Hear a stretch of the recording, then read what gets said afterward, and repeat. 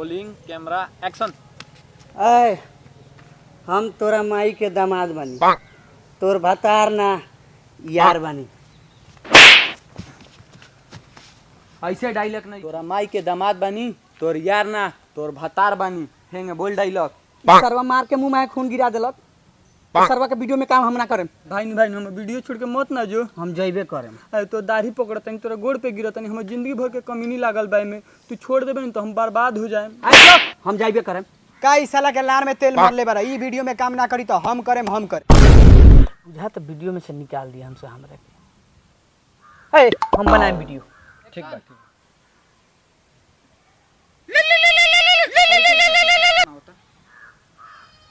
बोल तोरा माई के पूरी जलेगी का कहता रे रे? ए जी सुन तनी, तो अपना नोजल के तेल हमरा टंकी में डाले।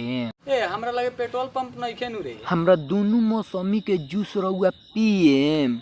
ओए हमरा मौसमी के जूस बड़ी खाटा नु लागेला, हम नानू पियनी। ऐनी पुत्रा के चोदल, हमरा घरे केहू नहीं के माजा मारे के हौ तो आओ हमरा घर के पीछे। ओए तोरा इन बोले के चाही 5 मिनट में चल या 2 सेकंड में तोरा लगे आइए।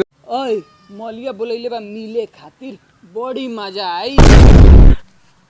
ए मत ना जो जइबे करेम। लान पप्पा दे देता मोलिया से वीडियो लान का दखी कर।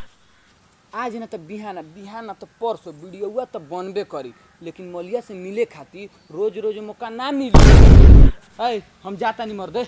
लान से जाता रे तो जो जा।